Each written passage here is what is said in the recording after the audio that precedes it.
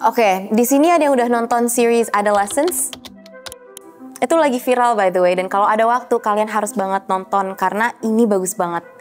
Ini bercerita tentang gimana media sosial atau internet bisa segitu mempengaruhi pola pikir anak. Di series itu kan diceritain soal Jamie yang ngebunuh teman sekelasnya karena berbagai faktor. Gak pedean, kena bully, dan kemakan propaganda incel. Terus kalau kita lihat di Indonesia, kekerasan di kalangan anak sebenarnya bukan hal baru.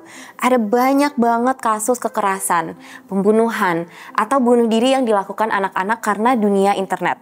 Kalian bisa googling lah, ada banyak banget. Selain itu, kita juga mencatat 5,5 juta kasus pornografi anak selama 4 tahun terakhir. Ini jadiin Indonesia ada di peringkat 4 besar dunia. Terus, ada 48% anak Indonesia yang pernah ngalamin cyberbullying. Dan yang paling mengerikan bahwa 80.000 anak Indonesia berumur kurang dari 10 tahun udah terpapar judi online. Oleh karena itu, kita sangat-sangat membutuhkan hukum tentang perlindungan digital anak.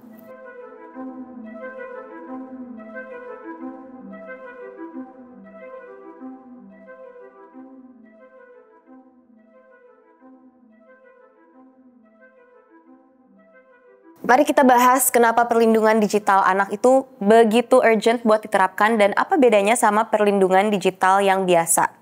Yang membedakannya adalah dari asumsi dasarnya dulu. Orang dewasa dianggap bisa berpikir secara kritis, mandiri, dan punya kendali atas segala resiko yang ada. Di sisi lain, anak-anak belum punya itu. Mereka gampang dimanipulasi, belum paham hak digital, dan belum mengerti dampak permanen pengaruh buruk internet. Makanya, dasar perlindungan digital anak itu perlindungan dan keamanan. Misalnya, platform digital nggak boleh narik data anak buat kepentingan komersialnya. Terus, ada batasan usia nih terhadap pembuatan akun media sosial. Nah, masalahnya di Indonesia itu belum ada peraturan yang secara khusus mengatur hal ini. Setidaknya sih sampai bulan Maret kemarin, karena pemerintah baru aja mengesahkan PP tentang tata kelola penyelenggaraan sistem elektronik dalam perlindungan anak, atau yang disebut PP Tuntas. And this is really a game changer.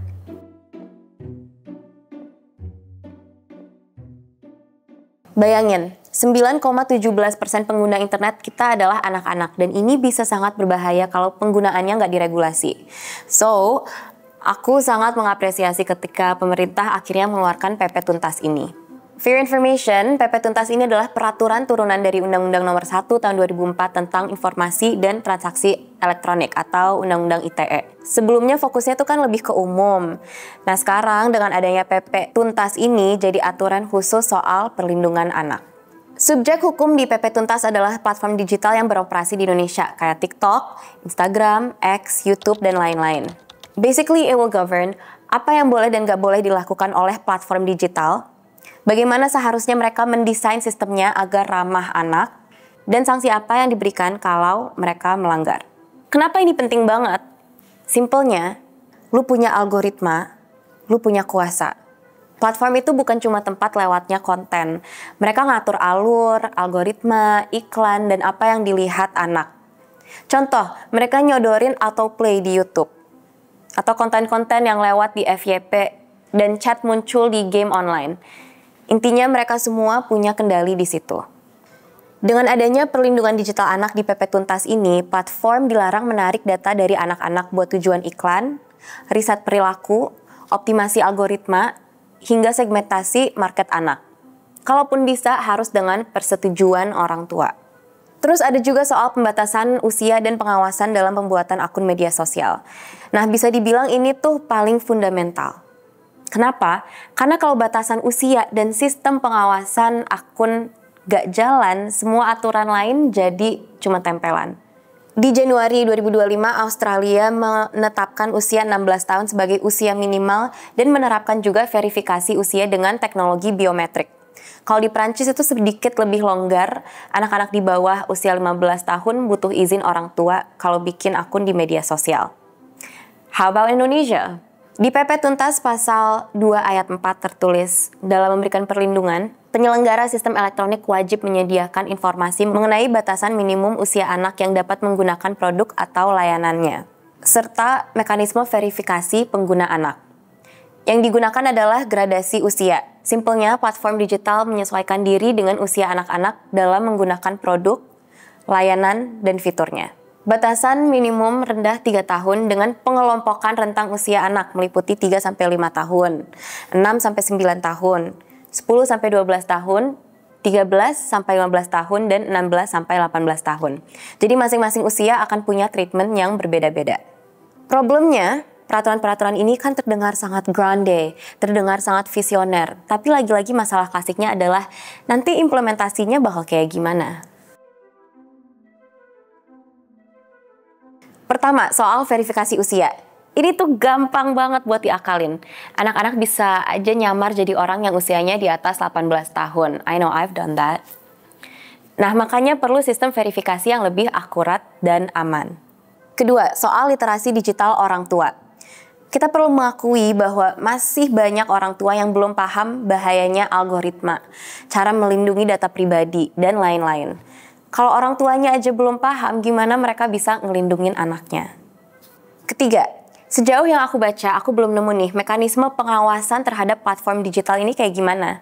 Belum sistem audit atau monitoring, skema pelaporan berkalanya kayak gimana, compliance check seperti apa, dan masih banyak lagi. Tapi we'll see kedepannya bakal kayak gimana, karena pemerintah juga memberi waktu adaptasi selama 2 tahun ke platform-platform digital ini. Oke, kesimpulannya. Jadi, punya regulasi kayak PP Tuntas itu penting banget, and we all appreciate that. Tapi regulasi tanpa pengawasan, tanpa literasi, dan tanpa ekosistem yang siap, cuma jadi pasal-pasal yang menggantung di udara. Perlindungan digital anak itu bukan cuma tanggung jawab pemerintah, tapi juga platform digital, orang tua, guru, bahkan kita semua yang hidup dan tumbuh bareng di generasi ini. Kalau kita bilang anak-anak adalah masa depan bangsa, maka keamanan digital mereka juga harus jadi prioritas. Karena kalau kita cuek, yang rusak bukan cuma algoritma di layar HP anak-anak, tapi juga masa depan mereka.